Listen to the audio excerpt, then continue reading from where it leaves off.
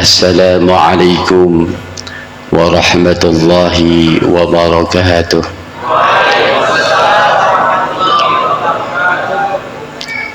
حمد لله تبارك وتعالى ومصليا على نبي المصطفى وعلى آله وصحبه ومن اتبع الهدى.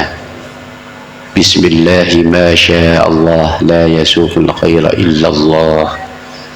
بسم الله ما شاء الله لا يسرع السوء إلا الله. بسم الله ما شاء الله ما كان من نعمة فمن الله. بسم الله ما شاء الله لا حول ولا قوة إلا بالله. Alhamdulillah, ikhwah fillah rahimakumullah.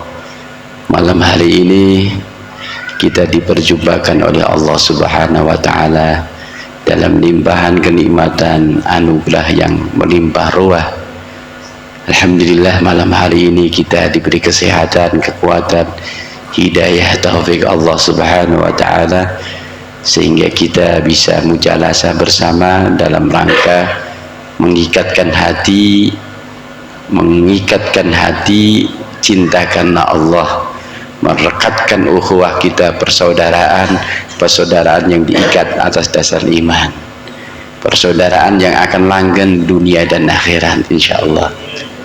Salawat serta salam semoga tetap tercurah kepada junjungan kita, teladan kita, panutan kita, baginda Nabi Muhammad sallallahu alaihi wasallam beserta para keluarga, para sahabat dan seluruh pengikut setia yang tunduk patuh terhadap sunnah-sunnah beliau.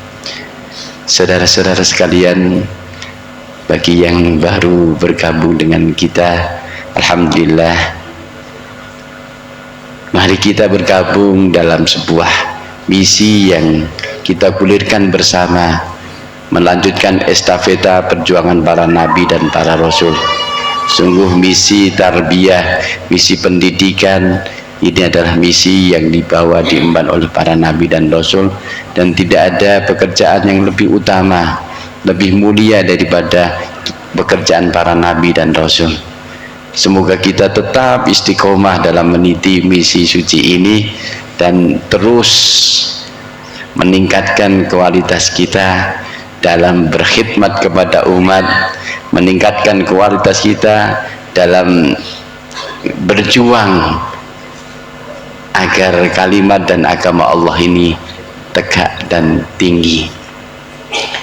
Saudara-saudaraku sekalian, malam hari ini kita akan mengkaji mutiara-mutiara hikmah yang luar biasa indah dan sangat halus ungkap bahasanya. Seperti yang kemarin saya sampaikan, kita ingin bercermin dengan ungkap kata yang sangat indah dari beliau, yang syarat makna dari beliau untuk berbenah apabila ada noda celah yang ada pada akhlak dan karakter kita bersihkan, kemudian untuk kita menghiasi diri dengan keindahan akhlak, sifat-sifat yang mulia. Saudara-saudara sekalian, kita sampai kepada kata hikmah yang ke-25 insyaallah. Khamsatu ashrin. Nafa'ana Allah bihi wa bi'ulumihi wa amadana bi anwarihi bi barakatihi. Bismillahirrahmanirrahim. Kata beliau di dalam mutiara yang ke-25, ihalatuka al-a'mal ala wujudil faraghi min ru'unatin nafsi. Ihalatuka al-a'mala ala wujudil faraghi min ru'unatin nafsi. Beliau mengungkapkan kata hikmah yang ke-25 ini, bahwasanya ihalatuka, menundanya engkau al-a'mala terhadap amal-amal, ala wujudil faraghi, sedangkan tersedia kesempatan untuk beramal. Min ru'unatin nafsi, itu bagian dari kedunguan-kedunguan nafsu. Manakala kita menunda amal sedangkan kesempatan terbuka lebar, kesempatan ada di hadapan kita, itu adalah tanda dari kedunguan-kedunguan nafsu kita. Coba saudara-saudara sekalian kita perhatikan bagaimana beliau menggunakan ungkap kata, menggunakan ibarah, menggunakan diksi yang sangat menarik, yang syarat makna. Beliau mengatakan ru'unatin nafsi. Ru'unah itu dungu, kedunguan nafsu. Bukan sekedar jahalah, bukan sekedar kebodohan. Kalau jahalah, kalau kebodohan, ketidaktahuan, mungkin diberitahu langsung jadi tahu. Karena belajar maka orang jahil bisa jadi alim. Tapi kalau dungu itu menjadi watek tabian. Maka diberitahu 1, 2, 3 masih aja begitu, masih aja begitu, watek tabian. Dan coba nanti perhatikan kedunguan nafsu kita itu kan memang dungu. Jadi tatkala kita di dalam mendidik anak, kita kadang-kadang mendapatkan anak yang hari ini kita bilangin, nak rapikan kasur, selimut dilipat, besoknya jilbabnya yang lumburan di situ, besoknya lagi gamisnya yang kelumburukan di situ, besoknya lagi anduknya di situ. Itu ada aja. Itu bukan karena anaknya dungu, tapi nafsu anak itu masih dungu. Begitu juga ketika kita mengajak sholat, solu, setiap saat kita harus mengobjak-objak anak. Sekarang kita ajak anak sholat, besok kita ajak lagi, besoknya kita ajak lagi, besoknya kita ancam, kalau kamu sholatnya males-malesan seperti orang munafik. Besok lagi masih begitu lagi. Kalau orang munafik itu fidarkil asfali minan nar, masih tetap begitu lagi. Itu karena mereka masih dikangkangi oleh kedunguan nafsu. Ru'unat itu kedunguan nafsu. Bahasa Allah untuk memberi amsal supaya kita banyak paham, lebih bisa memahami, itu biasa digambarkan dengan khimar. Ya, biasa digambarkan dengan khimar. Yang dungu-dungu itu seperti khimar. Makanya matalul ladina humilut taurata thumma lam yahmiluha kamatalil khimari yahmilu asfara. Cici orang dungu itu tidak tahu muatan. Orang dungu itu tidak tahu muatan apa muatannya. Nilainya itu tidak bisa menilai sesuatu. Maka orang dungu supaya misalnya disuruh memilih antara berlian dengan es batu misalnya, itu sama-sama gilap, pilih es batu. Karena berlian kalau di mut nggak ada rasanya, dikeletak atos. Kalau es batu langsung bisa jadi es cendol ya. Itu karena orang dungu nggak tahu nilai, mendingan es batu bisa membuat es cendol. Begitu juga nafsu kita. Berapa banyak Allah mengatakan bahwasanya walal akhiratu khairul laka minal ula. Khairu wa abqa, lebih baik, lebih abqa, lebih langgeng. Akhirat itu lebih langgeng, lebih baik, lebih sempurna, lebih segala-galanya dibanding dunia. Bahkan Kanjeng Nabi bilang, kalau dunia ini dibandingkan akhirat seperti kamu memasukkan jarimu fil yami di dalam samudra, kemudian kamu tarik air yang nempel di jarimu itu dunia, kemudian air yang masih di samudra itu akhirat. Coba seperberapa itu? 0,001%-nya saja nggak ada. Tetapi kenyataannya nafsu lebih banyak memilih dunia. Bal tu'sirunal hayatad dunya. Kebanyakan nafsu mengutamakan dunia daripada akhirat. Coba saja dites, misalnya kita malam ini kita qiyamul lail, bangun jam 1. Kalau dibilang bangun jam 1, nanti hadiahnya yang bangun jam 1 1 juta rupiah misalnya. Saya yakin banyak yang datang yang bangun jam 1, bahkan ada yang nggak tidur dari sekarang, udah nunggu jam 1 juta dapetin. Tapi nak, imbalannya itu akhirat.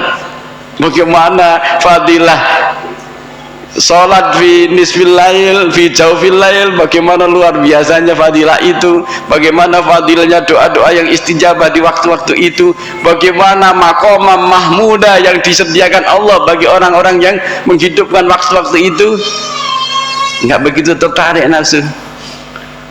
Nyatanya nggak banyak yang istiqomah tahajud, karena tidak tahu nilai. Itu satu kedunguan nafsu, tidak tahu nilai, sehingga lebih mengutamakan yang tidak bernilai daripada yang nilainya tinggi, karena tidak tahu menilai. Sehingga nafsu ini dungu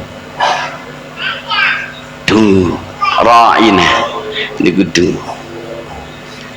Kemudian ifafillah rahimakumullah, khimar, bahasa-bahasa di hadis banyak dikatakan khimar itu biasa digunakan untuk mengganti, kalau sekarang pakai motor mesin ya, dinamo dan sebagainya untuk menggerakkan flywheel itu.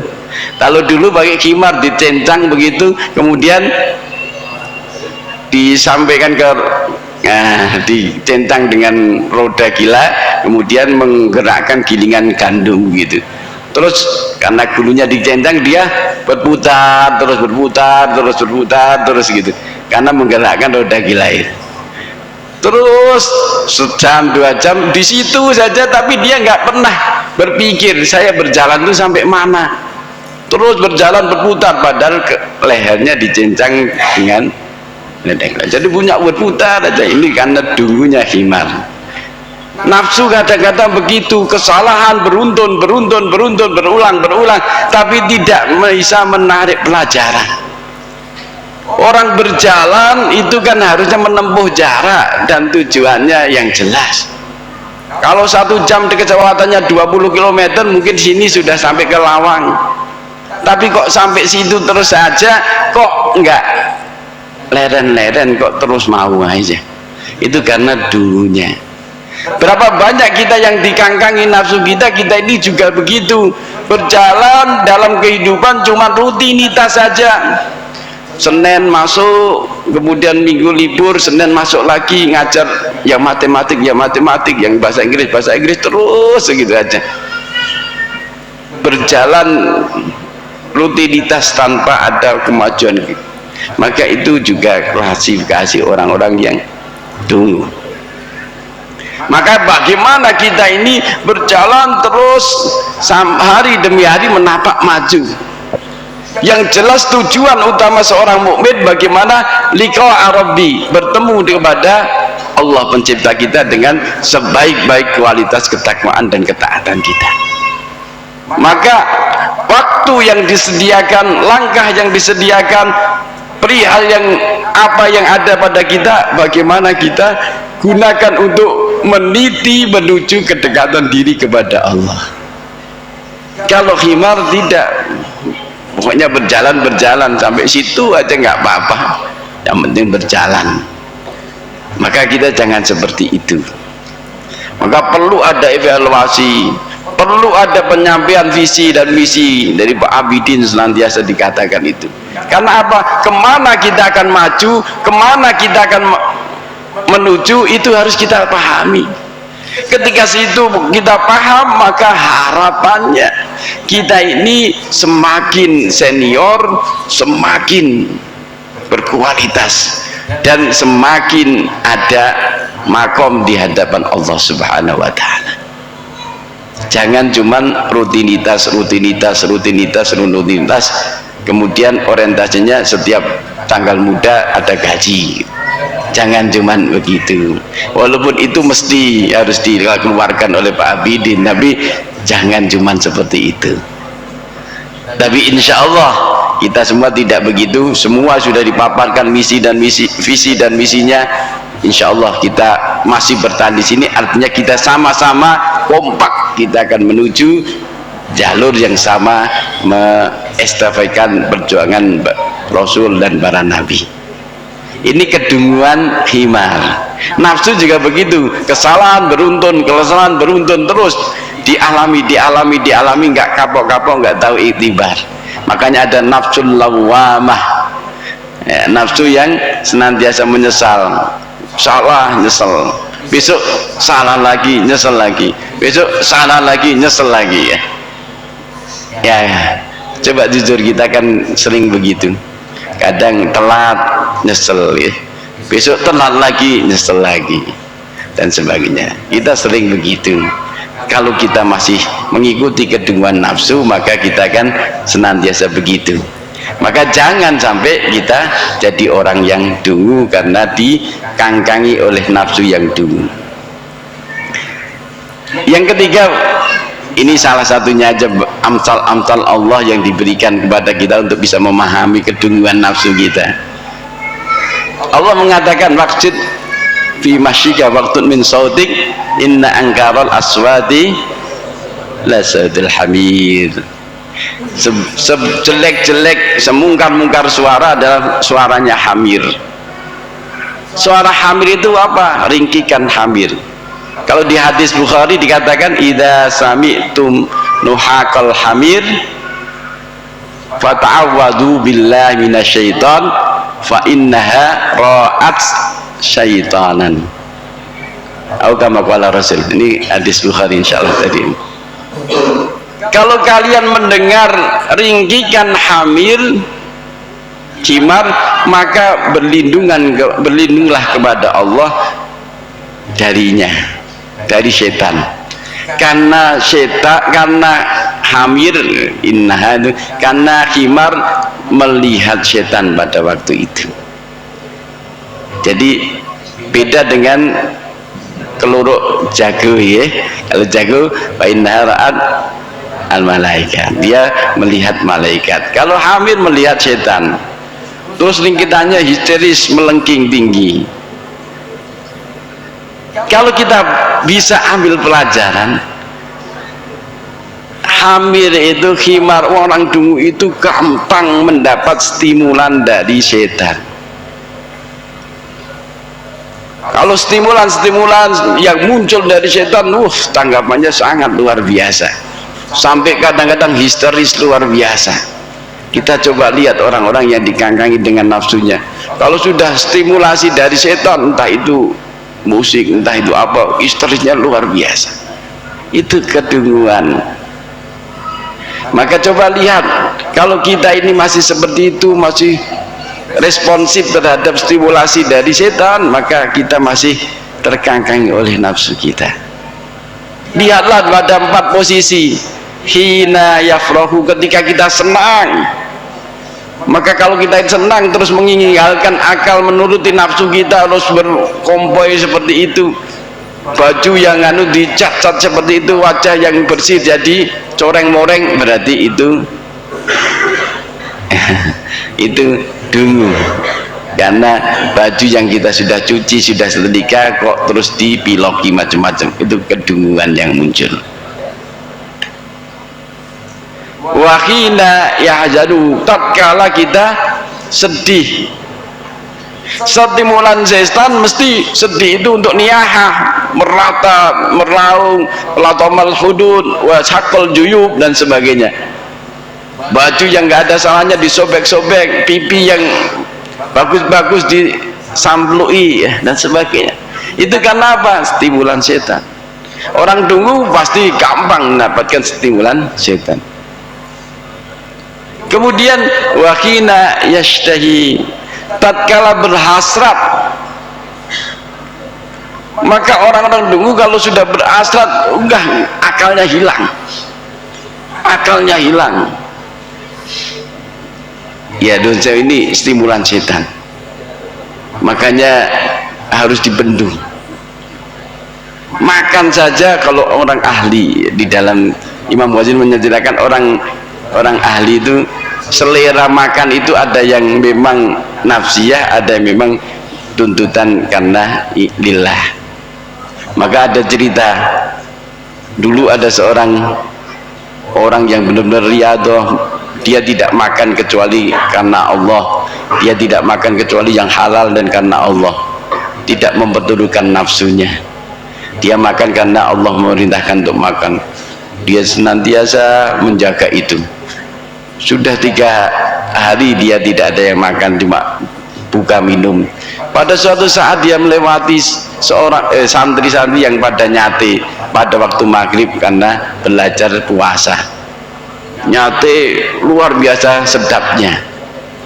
Seorang hamba ini mendekat kepadanya untuk sedikit mendapatkan bagian dari sate bersama itu.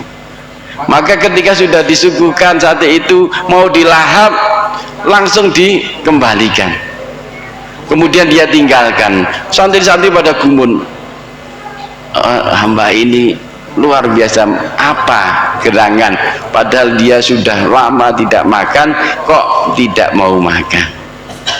Ketika itu dicari, dapat di tempat ya pembuangan sampah-sampah itu, dia mengais sampah.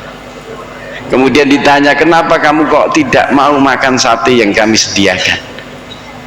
Sungguh aku 3 hari belum makan, cuma minum buka saja.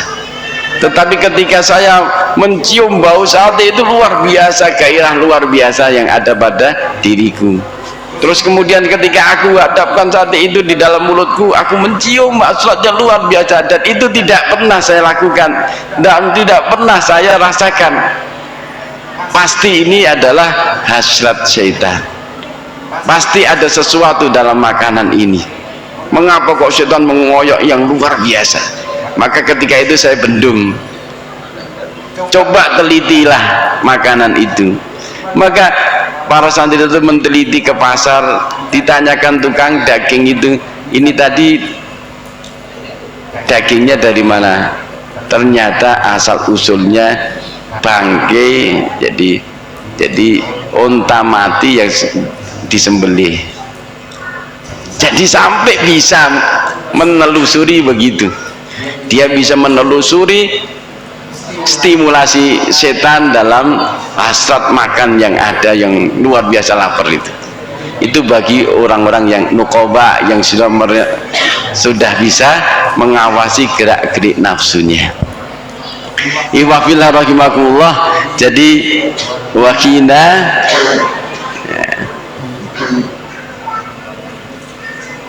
yafrahu wa yahzanu wa yashtahi wa yaghdabu, ya, ketika dia marah. Ya jelas kalau sudah marah sudah akalnya hilang.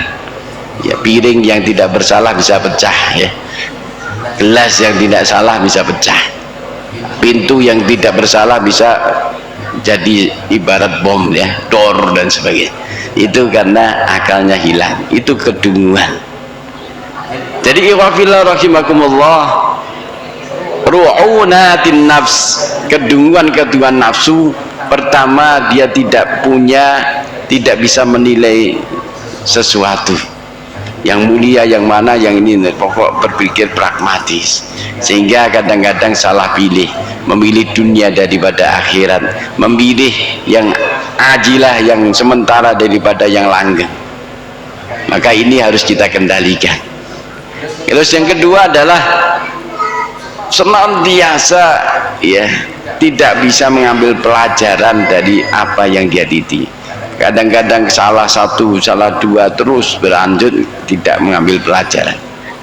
Yang ketiganya, dia sangat responsif terhadap stimulan yang diberikan oleh setan. Maka nafsu ini biasanya jadi tunggangan setan.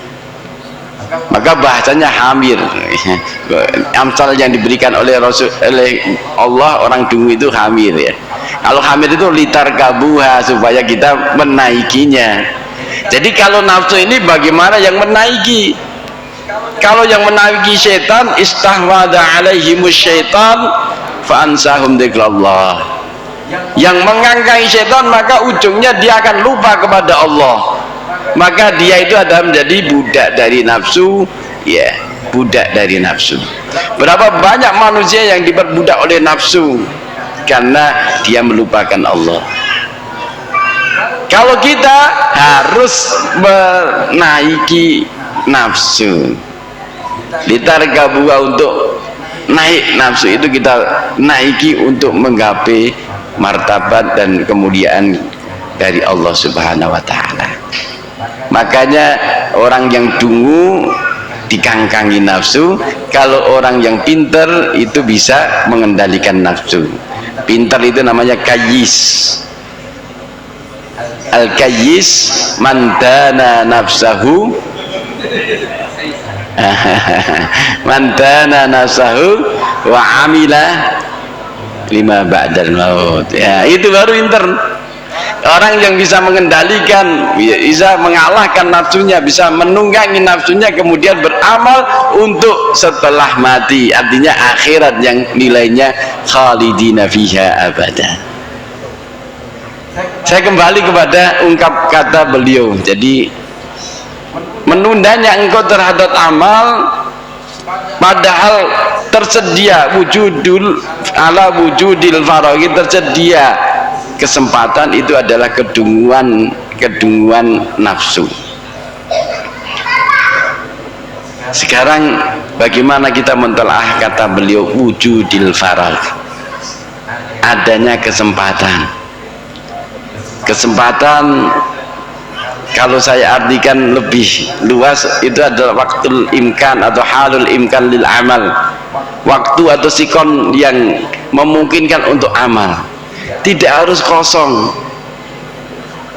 tidak harus kosong. Kadang-kadang orang punya suhul juga bisa beramal. Orang nyetelika itu kan punya suhul, punya pekerjaan, tapi ada sesuatu yang memungkinkan untuk beramal. Karena nyetelika itu tangannya, hatinya kosong, maka hatinya bisa berzikir kepada Allah. Nyetelika tangannya, lisannya faragh, maka lisannya bisa bertilawah, membaca ayat-ayat Al-Quran dan seterusnya. Jadi orang hebat itu adalah orang yang bisa melihat kesempatan di setiap saat. Semakin daki, semakin terperinci, semakin hebat. Kadang-kadang orang ini kesempatan hitungannya hari, ada yang hitungannya jam, ada yang hitungannya detik, ada yang hitungannya 0,001 detik.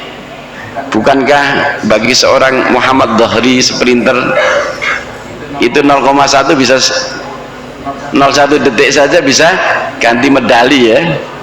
Beda 0,1 detik saja bisa dari emas jadi perak ya. Itu artinya berharga sekali. 0,1 detik itu berharga sekali. Semakin kita daki, semakin hebat orang itu. Kesempatan melihat jeli semakin terperinci, maka semakin hebat itu. Bahkan kalau dia bisa menangkap faragh, kesempatan dalam setiap keadaan, maka orang ini akan menjadi orang yang kaya terhadap nilai, kaya terhadap amal. Iya, karena bahasanya al-a'mal. Al-a'mal itu aneka ragam amal. Ada yang amal yang sifatnya zahiriyah, ada amal yang sifatnya batiniyah. Saya contohkan itu tadi, ikhwafillah rahimakumullah.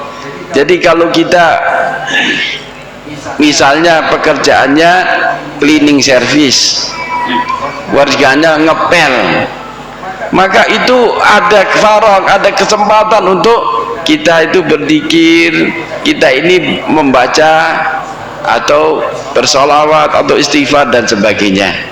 Tangan bisa mengepel tapi lisan bisa membaca Al-Quran.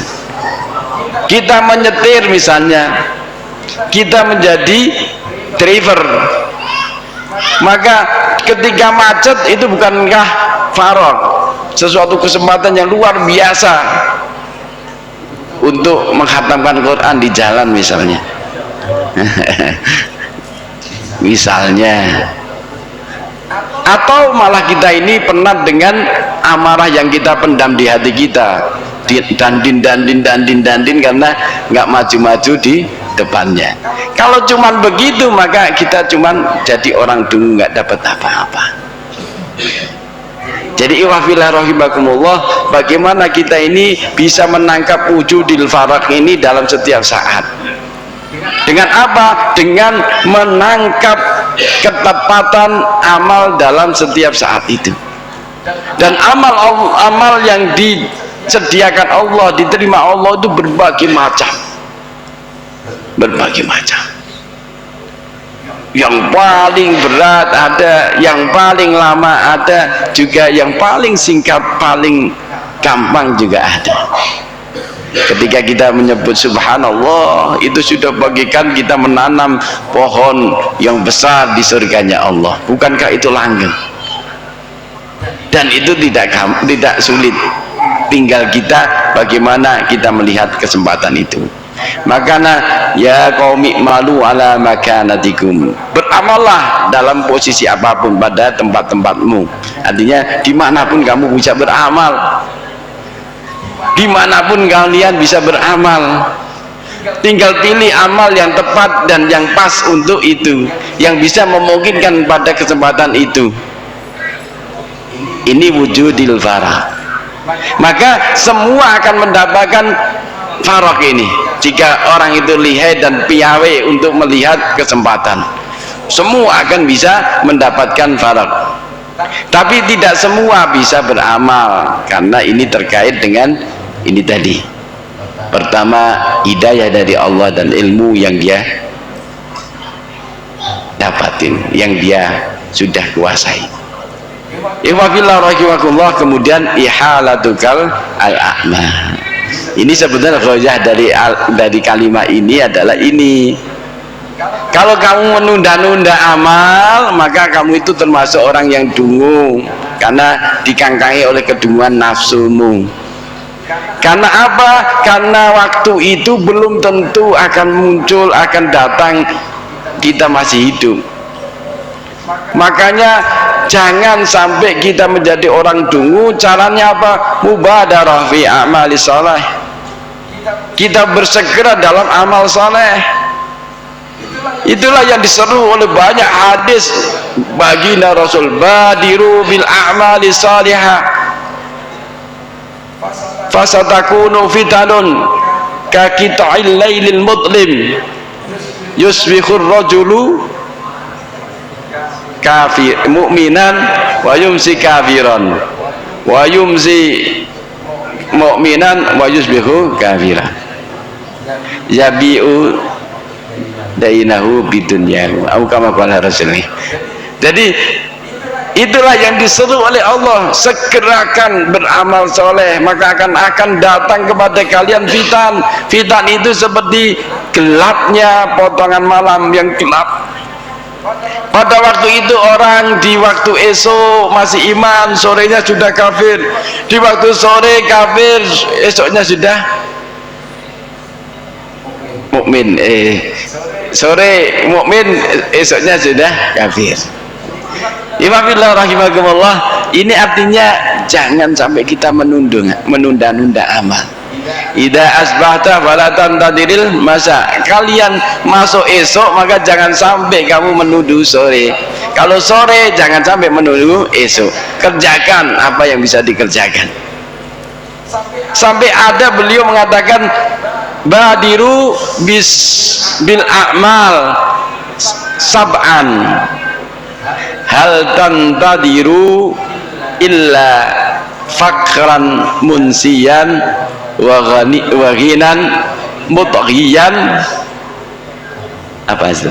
Wa maradan mufsidan wa haraman mufnidan wa dajjal wa syarrul ghaib yuntadhar au sa'ah wa sa'atu adha wa amar, atau kama qala Rasul. Ini hadis Tirmidzi insyaallah ya. Jadi kamu bersegeralah untuk beramal sebelum apakah kalian harus menunggu ada 7 datang kepada kalian tatkala ada fakir yang membuat kamu yang lalai. Kalau kita sudah ada, jangan sampai menunggak, jangan sampai kita menunggu waktu yang tepat. Waktu yang tepat adalah waktu yang bisa kamu lakukan secepatnya untuk beramal soleh. Jadi bisa jadi besok kita sudah tidak punya, au ghinan, atau kaya yang membuat kita lalai, yang membuat kita melampaui batas. Ketika kita punya uang banyak, kadang-kadang acaranya macam-macam, maka ketika kita ada kesempatan lakukan. Atau dalam keadaan datang rasa sakit, kemudian sakit itu membuat kamu rusak sehingga kamu tidak mampu lagi beramal. Atau masa tua yang membuat kamu ripuh sehingga kamu tidak mampu lagi beramal. Atau nanti akan ada dajjal, dan itu luar biasa fitnah yang sangat besar. Atau akan datang hari kiamat yang sangat pahit dan sangat memilukan.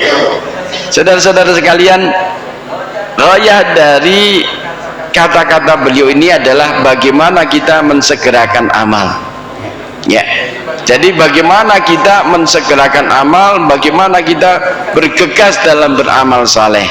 Jangan sampai kita menunda-nunda, jangan sampai kita ini berlambat-lambat dalam beramal. Maka seperti yang dibaca Ustadz tadi, orang itu akan dibagi menjadi 3. Wa kuntum azwajan salasah fa ashabul yamin ma ashabul yamin wa ashabul shimal ma ashabul shimal was-sabiqun as-sabiqun ulaikal muqarrabun. Jadi yang pertama ashabul yamin, alangkah indahnya, alangkah mulianya ashabul yamin. Kemudian ashabul shimal, kelompok kiri, alangkah celakanya ashabul shimal. Ada kelompok tertinggi was-sabiqun as-sabiqun, orang-orang yang terdepan, orang-orang yang cepat bergegas dalam amal saleh. Itu adalah ulaikal muqarrabun, adalah orang-orang yang dekat, diizinkan untuk dekat oleh Allah kepada Allah Subhanahu wa taala. Tapi sullatun minal awwalin wa qalilun minal akhirin. Orang-orang dulu banyak, sekarang agak sedikit. Qalil itu sedikit banget. Orang yang sabiqun terdepan. Semangat inilah yang sebetulnya awal mula. Dulu kan cuma Pak Ali, kita ini cuma beberapa kelintir aja kepingin menjadi orang yang sabik ya, maka babat alas di sini duduk kebun tebu ya. Supaya apa? Supaya kita ini bisa dialiri jariah yang muncul dari sini. Jadi menjadi itu sabikun as-sabikun. Jadi jadilah orang-orang yang terdepan. Artinya bagaimana kita ini menjadi pionir. Kalau orang pionir itu orang-orang yang tertinggi, orang-orang yang derajatnya tinggi. Maka orang yang pionir itu adalah orang yang jeli melihat kesempatan dan memanfaatkan kesabarannya itu untuk berkarya, untuk menorehkan karyanya dalam kesempatan itu. Tidak perlu menunda, tidak perlu butuh macam-macam, tapi terus bergerak. Sebagai contoh misalnya, dulu ada sahabat namanya Ukasah ya. Ketika Kanjeng Nabi bersabda bahwasanya umatku ada 70.000 yadkhulunal jannah bighairi hisab wala bi'adzabin. Nanti umatku ada 70.000 yang akan masuk surga tanpa hisab, tanpa adab. Langsung dia melihat kesempatan itu, beliau langsung tanya, ya Rasulullah, ud'u Allah ayyaj'alani minhum. Ya Rasulullah, doakan kepada Allah supaya Allah menjadikan aku bagian dari itu. anta minhum, langsung gitu, kamu termasuk begitu. Kemudian baru orang-orang pada ikut-ikut, kalau begitu saya juga ya Rasulullah, saya juga ya Rasulullah. Sabakoka Ukasha, sudah mendahului kamu Ukasha. Itu hanya milik yang pertama, yang kedua nggak dapat, yang ketiga nggak dapat, yang keempat yang nggak dapat. Artinya bagaimana kita ini melihat kesempatan dan jangan ditunda, dan jangan ditunda. Kalau kita tunda kadang-kadang penyesalan akan muncul. Ifafillah rahimakumullah. Jadi ghayah dari kalimat ini, janganlah kita terkangkangi nafsu kita dengan cara menunda-nunda amal kita. Ingat, kita tidak tahu umur ajal kita kapan akan datang. Kita tidak tahu, bisa jadi 1 jam berikutnya kita akan ajal sudah datang. Maka jangan sampai tunda sampai 2 jam berikutnya. Bisa jadi besok kita sudah tiada, maka jangan sampai kita menunggu besok. Bahkan orang-orang para ahli, orang salikin, orang yang meniti jalan Allah, sampai hitungannya nafas.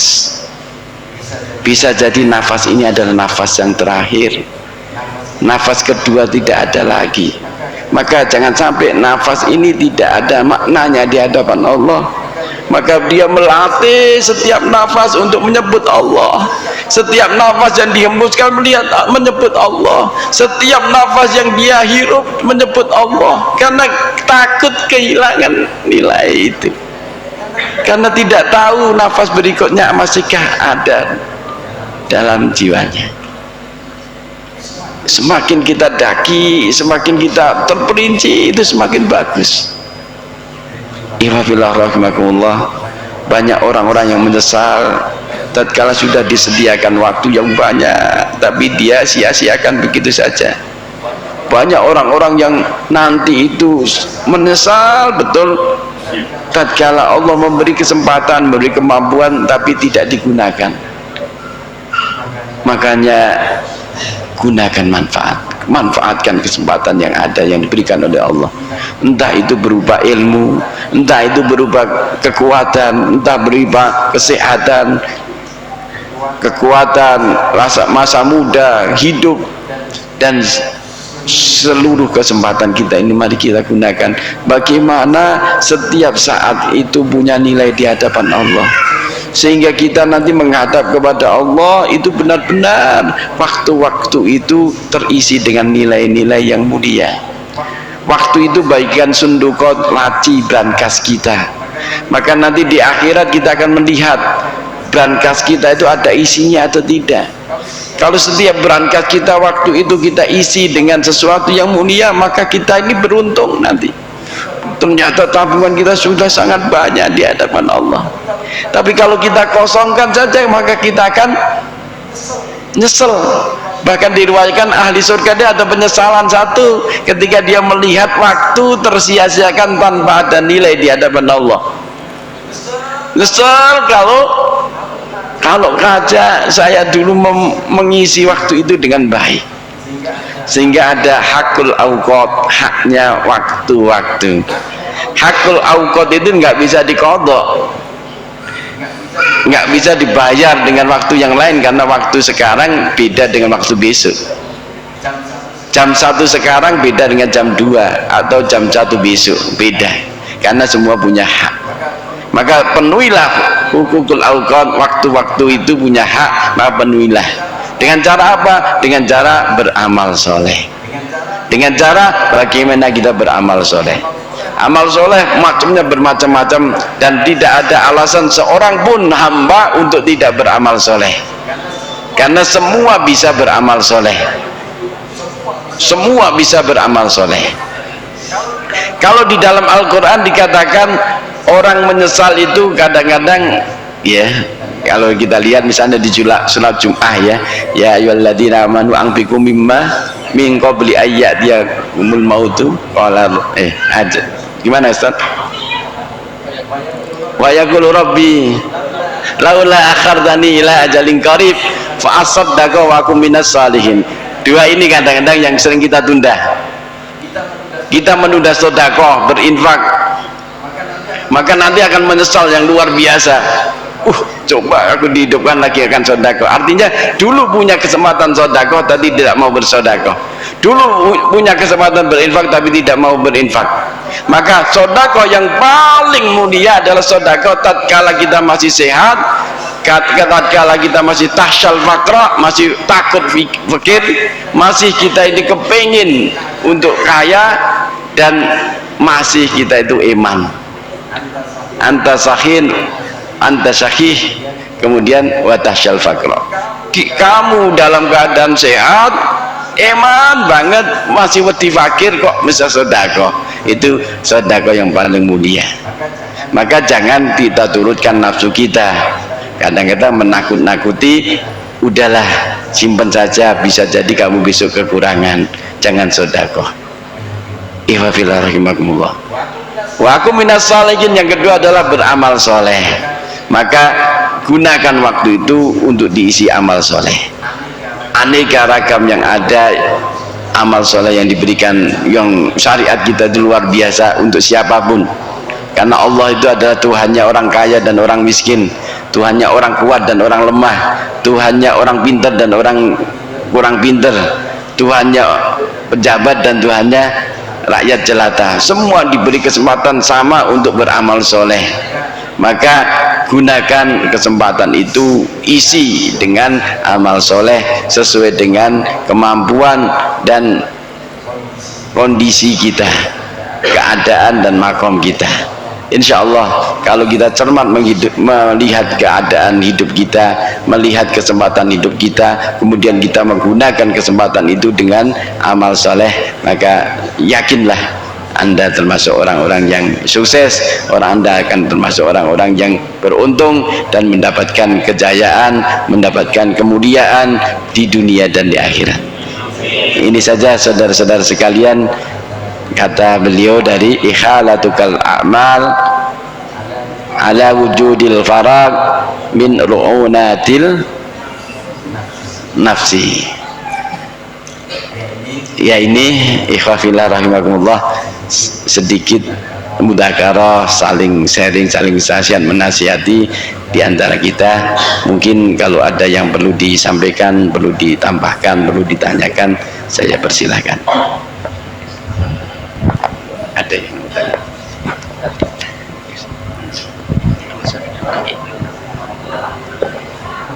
Monggo Ustaznya, kalau ada yang ditanyakan dari Ustaznya. Ustaz Sirot mau tanya. Ustaz Sirot,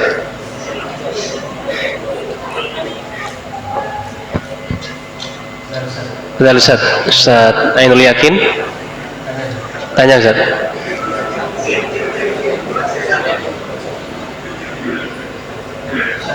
Ustadzanya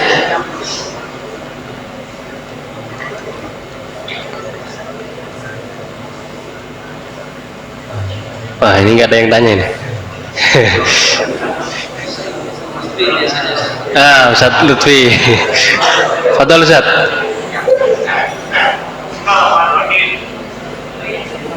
Terima kasih banyak Ustaz. Nggak ada mic lagi ya? Allah senantiasa memberikan kesehatan. Amin. Sehingga sering-sering menyaksikan kajian-kajian beliau di pesantren. Alhamdulillah. Jadi ini saja Ustaz, satu yang sering saya kadang-kadang banyak pilihan jadi bingung. Banyak pilihan jadi bingung. Karena alhamdulillah saya waktu pesantren itu banyak diberikan nasihat-nasihat pikir. Akhirnya kadang waktu kosong saya bingung pikir yang mana yang didahulukan. Sedangkan Abdul Zikri paham. La ilaha illallah.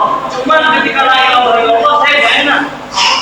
Karena kalau la ilaha illallah ini badan goyang. Ya ada yang kepalanya, ada yang badannya, ada yang lain.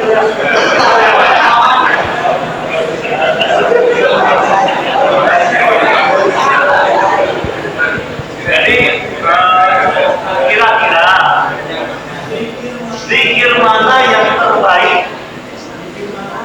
mana yang terbaik yang memang pantas diucapkan oleh seorang guru. Ya kalau la ilaha illallah ya sesuai. Ini saya pengennya Ustaz yang lebih pantas bagi seorang guru saja. Alhamdulillah. Kita ngomong ya. Yang paling pas.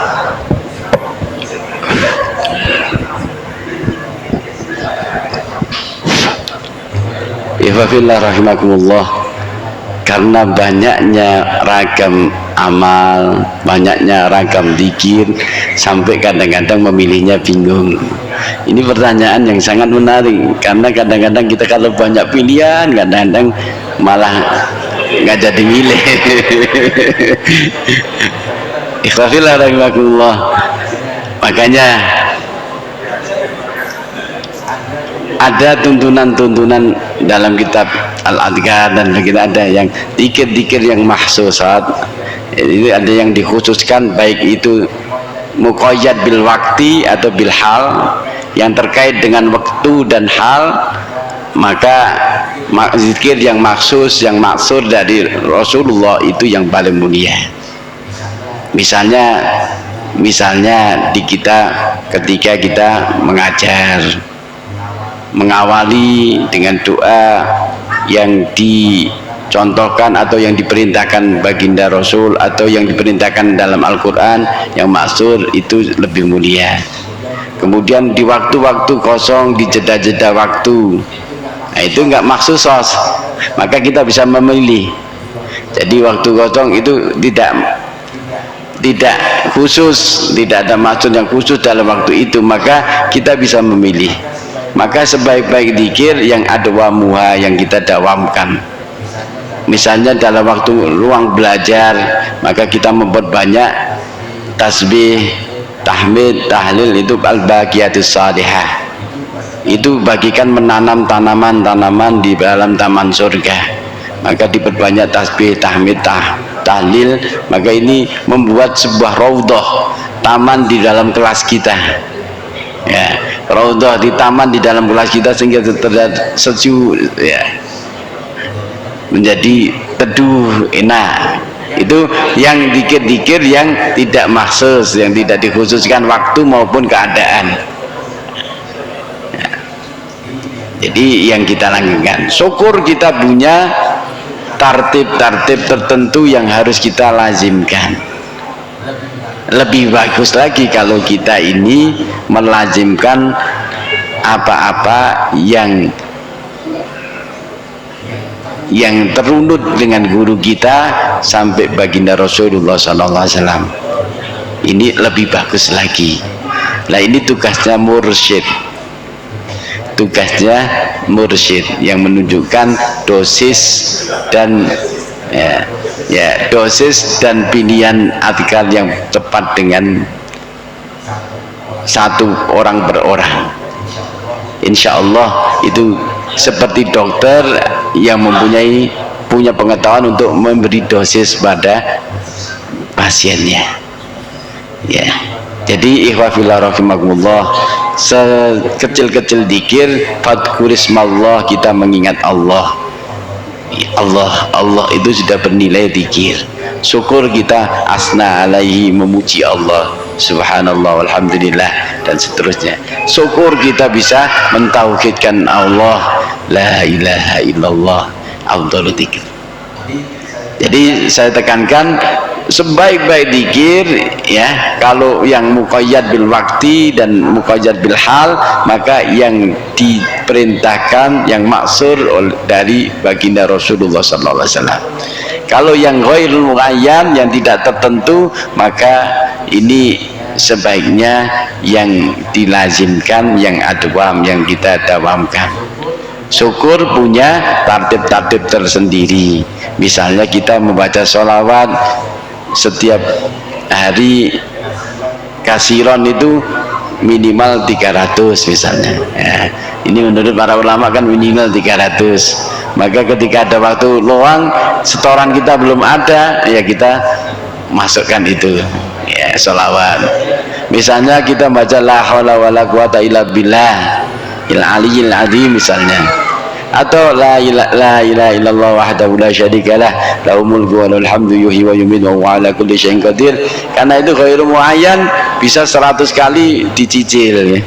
Jadi jam pertama 10, jam kedua 10, jam 10 nanti udah 100 kali dan seterusnya dan seterusnya. Intinya insyaallah antum a'lamu bi sa'nikum, dengan urusan panjenengan ya. Nanti panjenengan ini insyaallah jadi orang-orang yang bertugas untuk menunjukkan itu adalah mursyid. Saya bukan itu ya, saya bukan itu. Jadi saya tidak tahu dosis panjenengan, tidak tahu ini, jadi nanti bertanya kepada mursyid panjenengan. Monggo. Ada lagi Ustaz? Oke, ada Ustaz. Silakan jam duluan Ustaz. Nah, Ustaz, ya, tidak.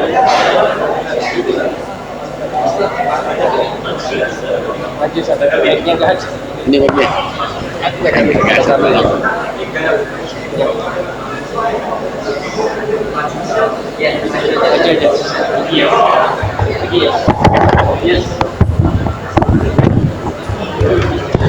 Cik. Baik, terima kasih Ustaz Rojab untuk kesempatannya. Jadi Ustaz Fatur, saya Wildan Ustaz, guru bahasa Indonesia Ustaz. Jadi kalau saya lihat di TV ini Ustaz ya, di akhir-akhir ini banyak sekali muncul demonstrasi Ustaz. Demonstrasi, kemudian dibukalah ruang-ruang dialog di TV, di contohnya ILK, Kompas, Mata Najwa, dan terkadang setiap orang itu memiliki argumen yang merasa paling benar, Ustaz. Merasa paling benar sehingga orang tersebut tidak mau menerima kritik dari orang lain. Mereka sama mempertahankan argumennya. Nah, kalau saya tarik dari pendahuluan yang saya sampaikan ini, ternyata ini juga terjadi pada anak-anak kita. Di anak-anak kita ini, santri kita ini merasa paling benar apa yang disampaikan, sehingga nasihat-nasihat kita mental. Ketika kita nasihati A, selalu dimentalkan. Bisa jadi kita nasihati tapi tidak didengarkan. Nah, bagaimana renungan untuk santri-santri kita yang merasa selalu benar? Kita sebagai guru Ustaz, jadi apa yang harus kita lakukan untuk anak-anak memang yang sudah dibekali oleh kemampuan-kemampuan yang sudah luar biasa, sepertinya di matematika dia sudah pintar olimpiade, atau di bidang bahasa dia sudah pintar sekali bahasa Inggris, dan dia tidak mau menerima apa yang kita sampaikan. Ini adalah sebuah penyakit yang sebenarnya harus kita tanggulangi sejak mereka sekolah. Ini adalah pendidikan karakter yang harus mereka kita berikan kepada anak-anak kita, Ustaz. Terima kasih, Ustaz. Ifafillah rahimakumullah. Memang penyakit terparah menjadi hijab dari segala kemanfaatan dan ilmu nafi dan ilmu yang muncul itu adalah tinggi hati, ketakaburan. Maka ilmu tidak akan naik kepada orang-orang yang tinggi hati, sebagaimana air tidak akan naiki tempat-tempat yang tinggi. Ketika kita mengetahui anak kita ini tinggi hati atau sombonglah bahasa ini, maka tidak ada gunanya kita menasihati. Gunanya adalah bagaimana kita menasihati penyakitnya itu. Maka yang harus kita tunjukkan bagaimana kita memberi iktibar yang baik pada anak-anak kita yang tinggi hati ini. Bagaimana iblis yang mana dia luar biasa makomnya di hadapan Allah, sudah luar biasa ketaatnya, ratusan tahun mengabdi kepada Allah, menjadi makom yang tinggi, dan karena kesombongan maka aba wastakbara wa kana minal kafirin. Ditunjukkan bagaimana tinggi hatinya Fir'aun, bagaimana tinggi hatinya Qarun, bagaimana tinggi hatinya Abu Lahab dan sebagainya. Itu orang-orang celaka, orang-orang celaka, orang-orang celaka. Inilah yang semoga aja bisa melembutkan hati. Maka tahulah kita, kalau kita menuangkan hikmah, menuangkan nasihat, tahulah apakah tempatnya sudah siap atau belum. Kalau tidak siap, maka tidaklah kita perlu untuk mengucurkan air di tempat itu. Caranya adalah bagaimana menyiapkan tempat itu yang baik. Jadi dengan cara apa? Meleburkan nafsu mereka, ya, membuat mereka tidak sombong. Nah, caranya biasanya guru-guru itu pinter, ya. Guru yang jelas, guru itu lebih tua, lebih pengalaman daripada anak didik kita. Sepinter-pinternya anak didik kita, tetap lebih pengalaman gurunya. Maka kita mesti melihat titik lemah mereka. Maka di titik lemah itulah kita tunjukkan bahwasanya mereka masih butuh bantuan dan masih bodoh. Ini cerita saya itu dulu suka kerjaan saya mengajar matematik. Kalau orang-orang seperti itu biasanya saya beri soal tantangan, gitu. Kalau sudah dia kelipu nggak bisa apa-apa, baru dia kadang-kadang begitu, ya, kadang-kadang begitu. Jadi tunjukkan bahwasanya mereka masih ada lemahnya. Kalau orang yang sudah tinggi hati terus dinasihati, maka nasihat itu cuma jadi guyonan. Maka kita memubadirkan nasihat juga tidak baik. Maka pertama kali bagaimana kita menyiapkan anak kita bisa menerima nasihat. Jadi rontokkan ketakaburannya, rontokkan kesombongannya, entah itu dengan mauidhah, dengan hikayah-hikayah yang menyentuh hati, ataupun dengan menunjukkan kelemahannya. Terus yang paling inti, karena ini penyakit hati luar biasa, ini beratnya, maka yang paling inti harus senantiasa kita doakan semoga Allah melembutkan hati dia, menghilangkan ketakaburan dia, dan menjadikan hatinya lembut dan bisa menerima nasihat. Ini ikhwafillah rahimakumullah, mesti ada di antara anak kita, di antara anak didik kita, mesti ada begitu, ya. Insya Allah keikhlasan itulah yang akan melembutkan kekerasan hati, ketulusan dan ketidakjemuan kita istiqomah dalam menasihati, memperhatikan dia, itu yang akan membuat mereka lembut hatinya, insya Allah. Nah, semoga Allah memberkahi dan meridai kita semua. Nggak ada yang tanya lagi, ya? Namun, ya.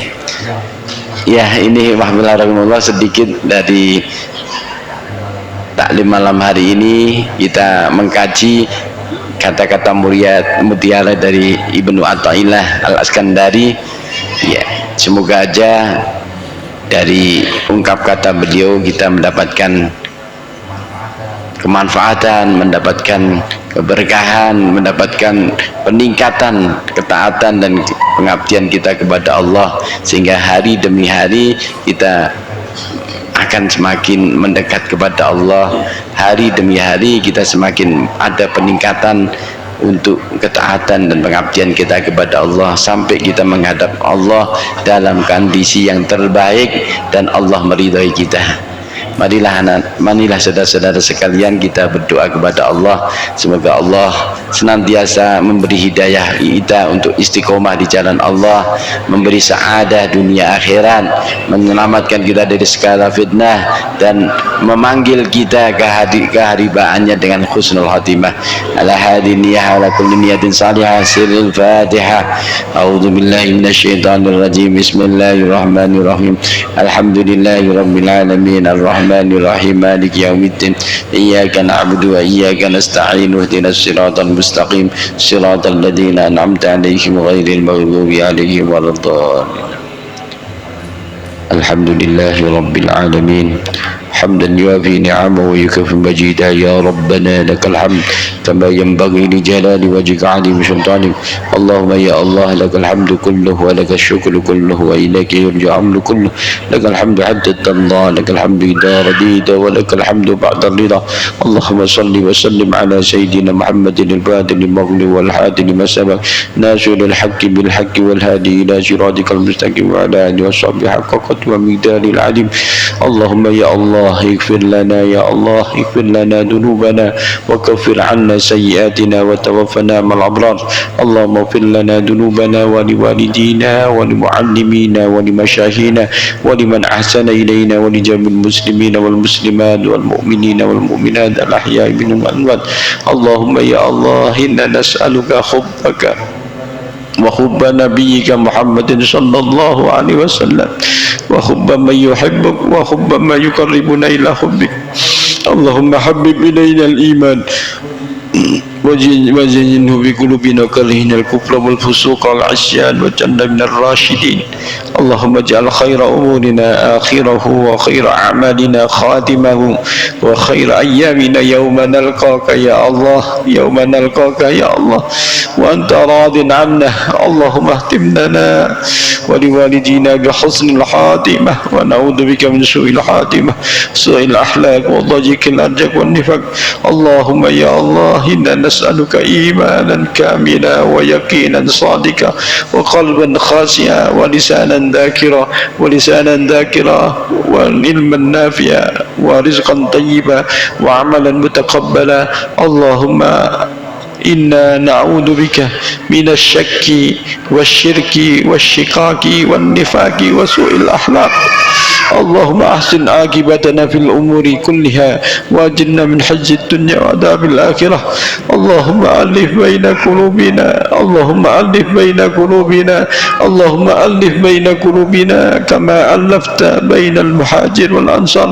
يا الله يا رحمن ya Rahim, ikatkanlah hati kami ya Allah dengan ikatan iman ya Allah, ikatan saling mencintai karenamu ya Allah. Jadikanlah kami jamaah yang saling mencintai karenamu ya Allah. Hilangkan kedengkian di antara kami, hilangkan ketakaburan di antara kami. Jadikanlah kami umat yang bersaudara ya Allah. Teguhkanlah kami ya Allah dalam meniti perjuangan mendidik hamba-hambamu menuju jalan yang kau ridai ya Allah.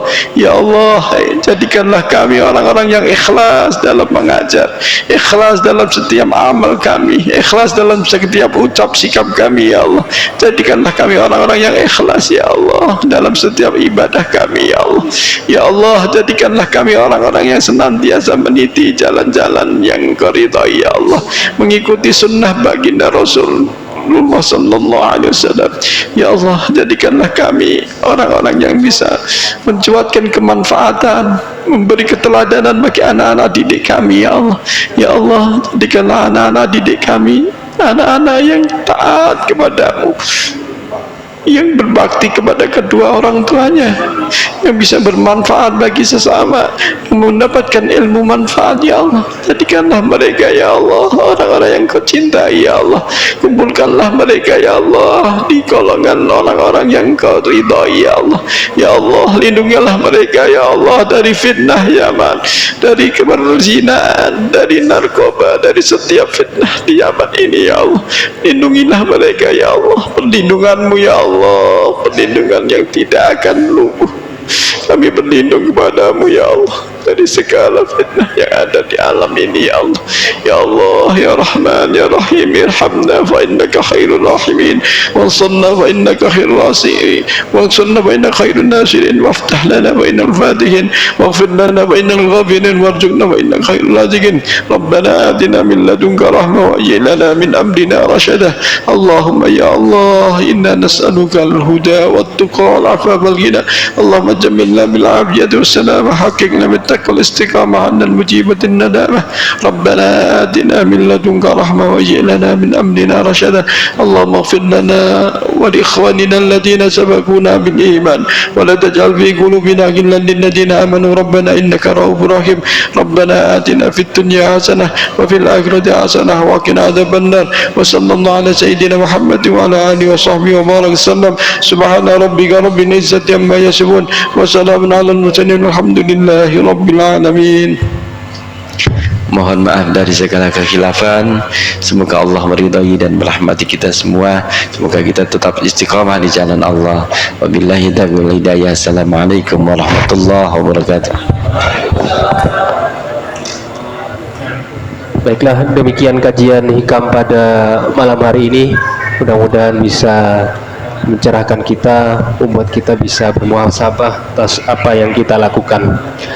Marilah kita tutup kajian ini dengan bersama-sama membaca hamdalah dan doa kafaratul majlis. Alhamdulillahirabbil alamin. Subhanakallahumma wa bihamdika asyhadu an la ilaha illa anta astaghfiruka wa atubu ilaik. Wal afu minkum. Wassalamualaikum warahmatullahi wabarakatuh.